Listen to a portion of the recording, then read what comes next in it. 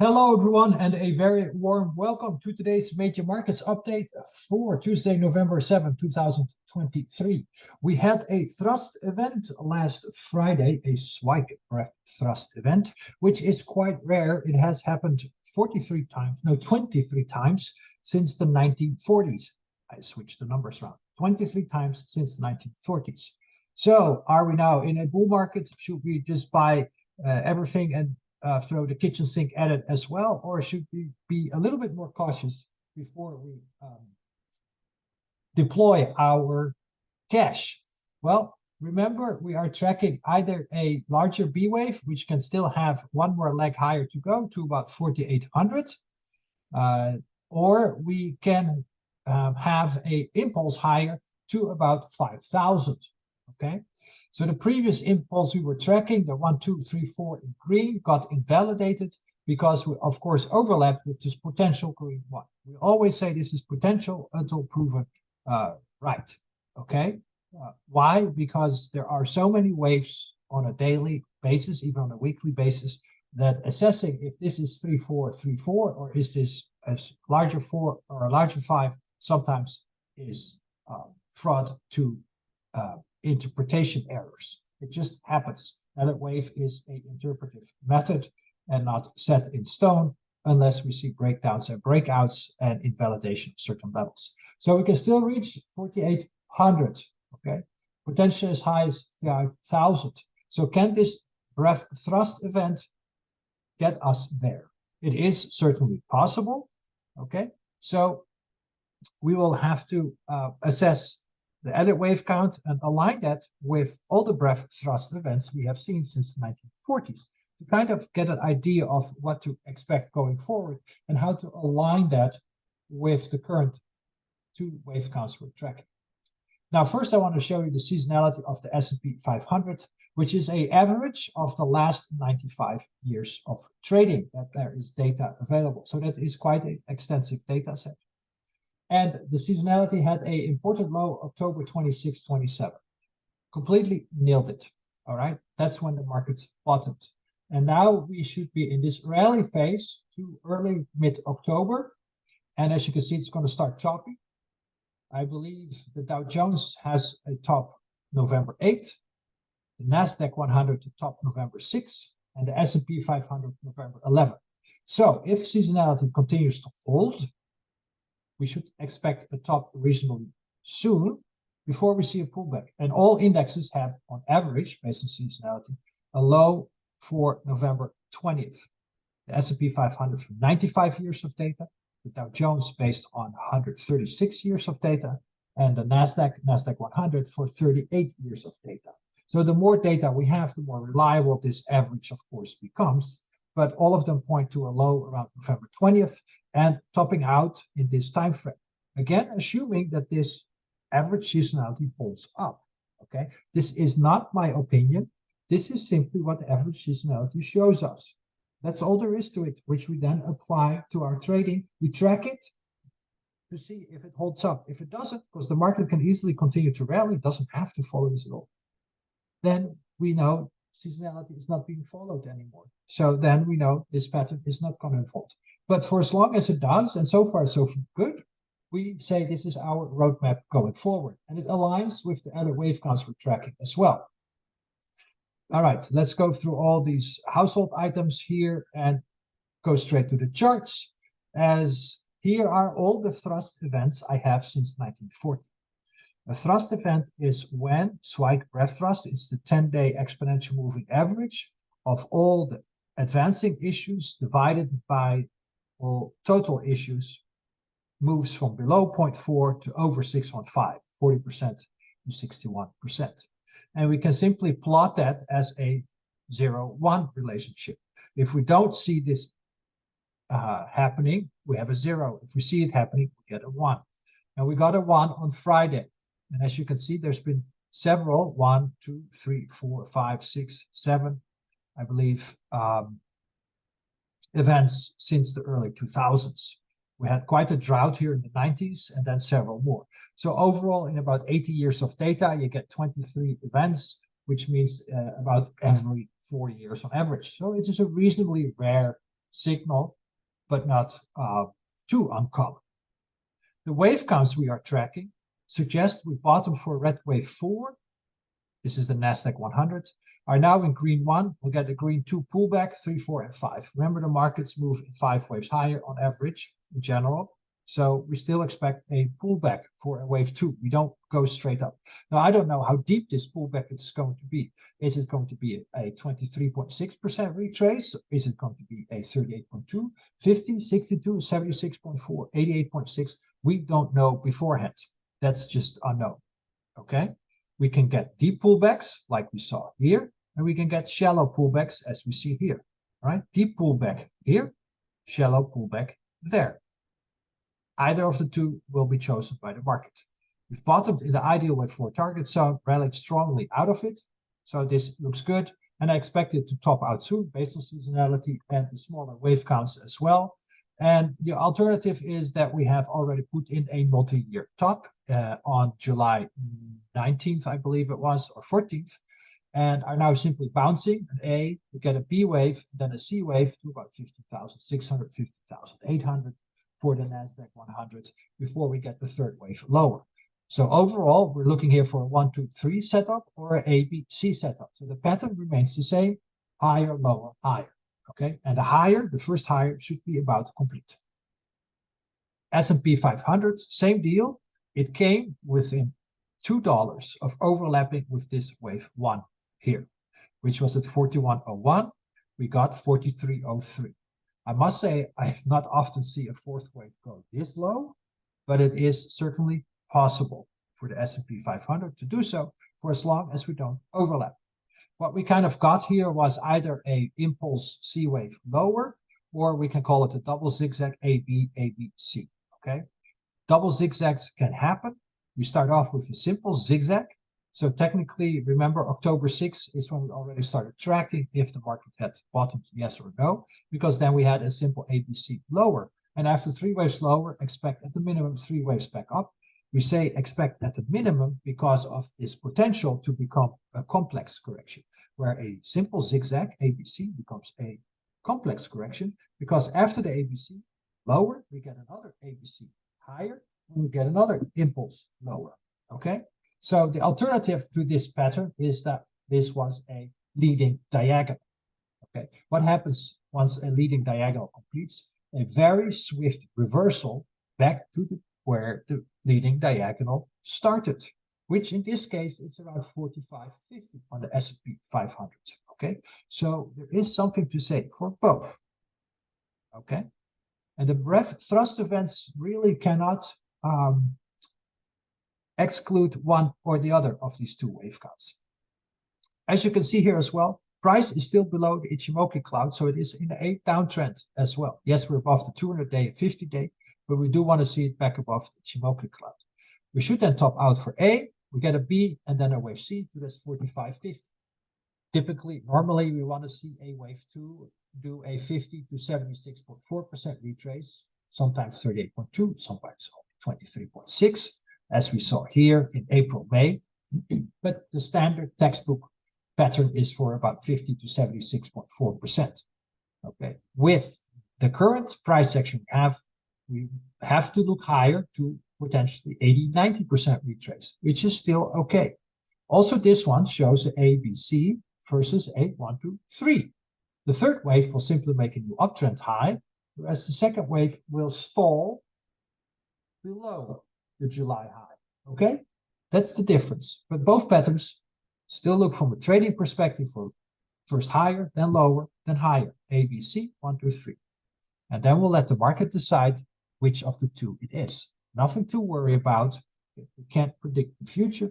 We can only forecast these patterns. And so far, they are rather self-similar. ABC, 1, 2, 3. And then the market can decide if it wants to do 4, 5. Nothing to worry about. Not right now. We can't worry about things that haven't happened yet. So here we are back again with the Zweig Breadth Thrust events. Let's evaluate each and every one to see how the market fared after such a thrust event. Starting off here with 2023, this is the second one. The first one was late March of this year. And as you can see here, we had marginal upside, downside, upside. Okay, A, B, C, 1, 2, 3, 4, 5. Both can be explained with this pattern that we would complete either wave 1 or A, 2/B, 3/C. Okay, so far so good. And it doesn't surprise me that upside after a thrust event is rather marginal, because everything has advanced. It's such a strong event. All the stocks have advanced. So all we are left with is some selling. All right. If there is some selling left, then of course the indexes will decline. Then the question is, how far will they decline? How deep? What pattern? We don't know yet. But that is pretty much the take-home message from 2023. So after the signal, it was a little bit of a meh for about a month and a half before it really kicked in.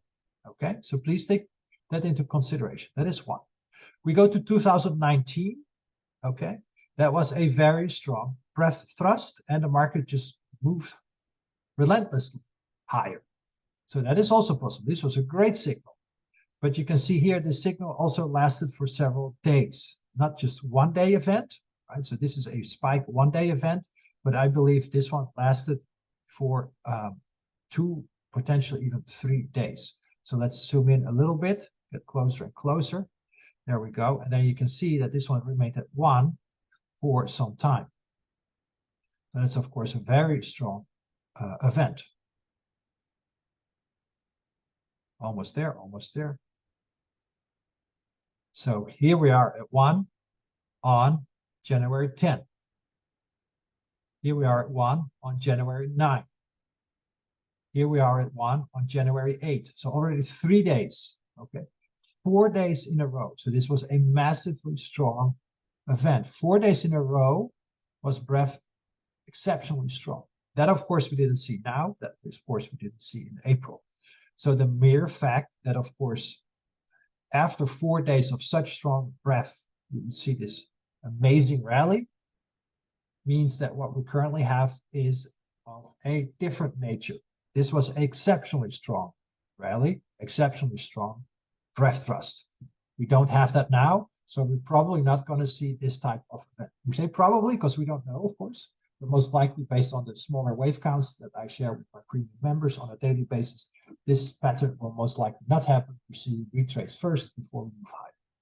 The next event was in late 2015. As you can see here, there was definitely some nice upside here, but the market about 4 or 5 months later made a lower low before the real rally kicked in.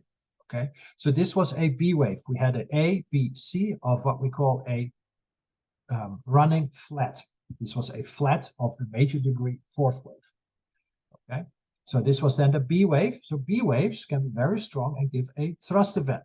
So this tells us, well, buyer beware, we might actually make a lower low. It is still possible before the real rally starts. It takes time for the market to burn off these overbought conditions. Here we have all the Johnny Belates to the party. They think we're going to go to the moon forever, just like we did here in 2019.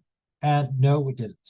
And this will cause all those weekends to sell before they get ripped another, you know what. Anyway, moving on to 2030. And I'm sharing with you, of course, the pattern that happens after, not so much as what happened before. Also here, 2 consecutive thrust events. We don't have them now. Okay, we don't have consecutive thrust events now. Can change. Maybe tomorrow. Could even be today. I don't have data for today. Don't think so. But also here, that led to a continuous rally pretty much. But buyer beware. Not so long after the event, about 4 months later, we actually below to about equal. So don't count your chickens just yet, so to say. Okay, this still led to a big drop before we saw another rally. And then, of course, 2011, same here, upside, downside, and then the real rally started. So I think the average pattern already starts to tell us that unless we see a very strong event of multiple thrusts over several days in a row or quite quickly after each other, that we initially see some more residual upside. There's still residual buying left, followed by usual selling, because once everything has been bought, all that's left is selling before the real rally starts. That fits with the 1-2 pattern or the AB pattern that we're tracking. Then, of course, 2019, or 9, sorry. Also here, of course, you see we have pretty much 3-4 days in a row of relentless strong breadth. This was, of course, a market bottom for the ages, and we never look back. Okay, so but remember, this is, of course, not exactly what we're currently experiencing. So let's zoom in on this one a little bit more so we can get a good idea of how strong market breadth was back then. Okay, allow me to zoom in a little bit more. And let's see.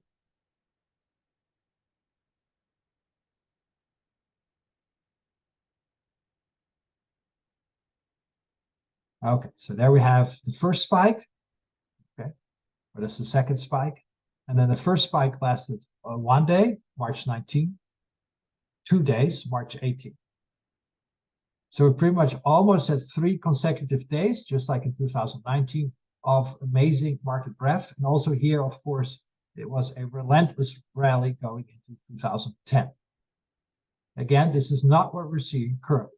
Currently, we only have 1 spike and not multiple days of spikes. That then brings me to 2004, all the way here on your left, because I want to show you what happened after 2004. That is, of course, the message we're looking for. Strong rally here, some upside, but the market went below where the signal was given. So this one wasn't too great either. Again, it took several months before we finally had the real rally. Okay, so buyer beware. And again, this is a 1 spike event. Buyer beware. It's not necessarily going to be like 2009. It's not necessarily going to be like 2013 or like 2019. Buyer beware. Okay, so it shows you not every thrust event is created equally. And there are plenty of occasions where we're going to make a lower low several months after the thrust event before we see the real rule kick in. Nothing in the 1990s. We have to go back all the way to 1984 to see the next thrust event. What was the reaction to the market? Sideways for 3/4 of a year. Meh, before the real rally started. So he had to be very patient to let this thrust event echo through the markets before it finally kicked in. Again, if thrust is so strong, it takes a while for the market to digest all these gains with lots of ups and downs, or simply wrapping up its 3rd, 4th, and 5th waves on various degrees before then the real larger 3rd wave happens. Okay, so this was probably a wave 1, this was a wave 2, this is the 1 of 3, 2 of 3, etc. Okay, and then we got a monster rally. Then we have to go back from we have to go back to 1982. That was a good signal. The market just rallied relentlessly ever since. It was great. But again, we have, of course, in 1983, dual signals. Okay. Let's zoom in on that one as well, so you can see it for yourself. Okay, so we had several days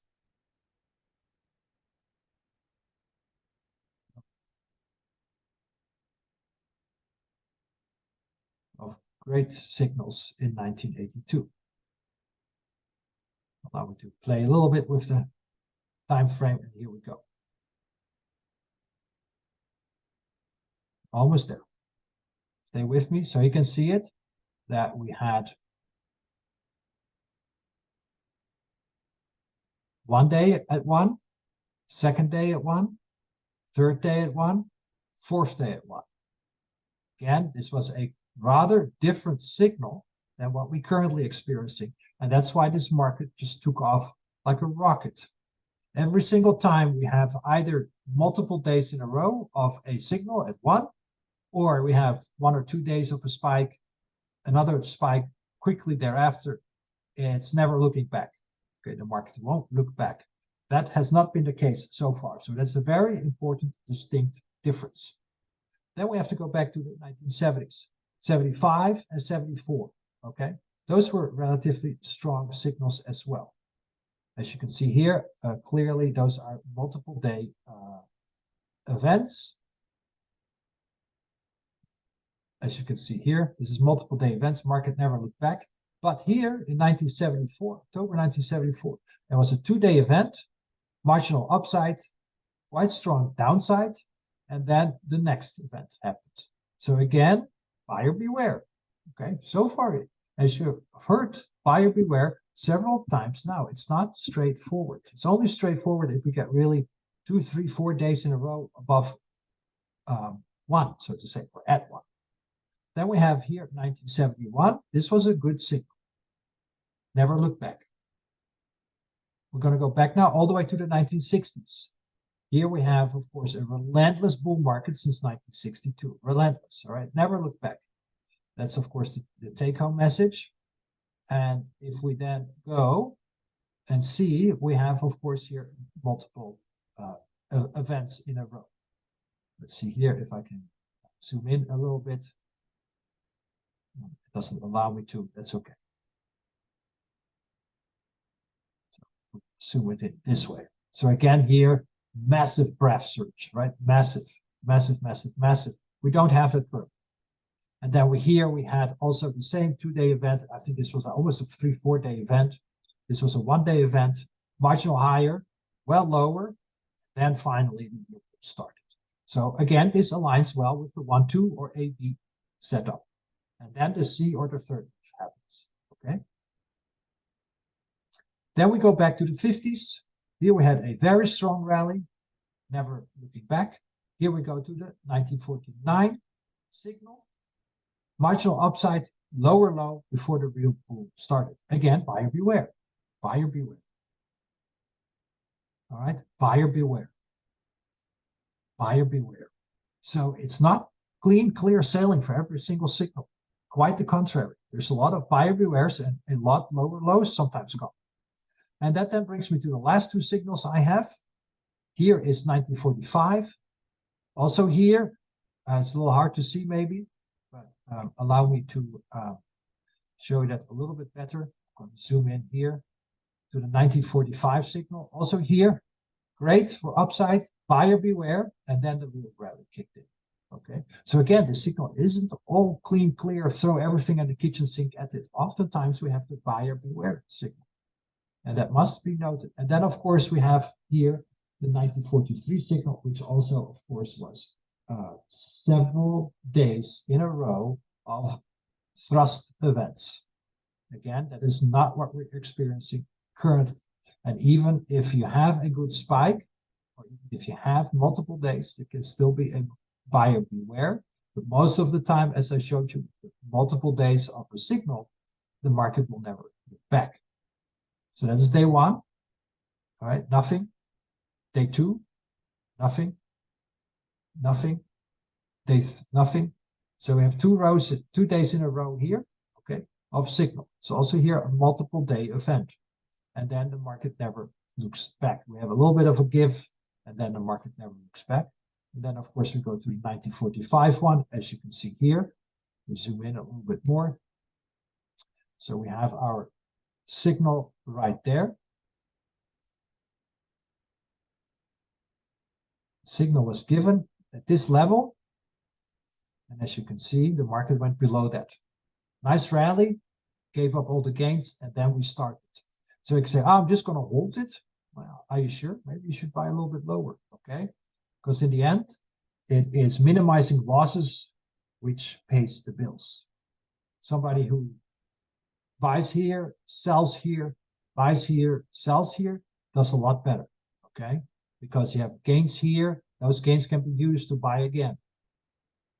Minimizing your losses and taking consistent profits increases your portfolio the most. Doesn't mean you have to do it every single minute, but this is loud and clear, not a good strategy. This is before you get back to break even, so to say, where you were here. This is wasted time. This is time you should have used to buy again, all right? If it goes from 90 to 180 and then back to 90 and then to 180, you gain nothing. But if you buy at 90, you sell at, so let's say 160, almost doubled your money. But then you buy again at, let's say 100, and then it goes to 180. You've almost doubled your money twice. That's the difference. If you have a Ferrari on the driveway and your neighbor having a Honda CRV on the driveway because he's just buying and holding and not actively managing. Doesn't have to be managed every minute, know your time frames, but that's the difference of proper profit taking and proper position management. So I think the overall picture for this thrust events is that buyer beware. It's not all clear sailing, especially when we have just single day events. Multiple day events in a row, even with a break in between, are the best ones, but that we haven't seen yet. So this suggests that the wave 1-2/ABC setup we are tracking is the most likely one. Then the simple question is, where will wave 2 bottom? Typically, it's a 50 to 62% retrace. So that's what we're going to go for. And if we apply then again seasonality to our wave count, we should be topping out reasonably soon, somewhere between November 6th and November 11th, depending on index, and then bottom out around November 20th. 1-2, AB, can we say that? I think so. And that's what we're going to track for the next 2 to 3 weeks. Take care, trade safe, and have a great rest of your day.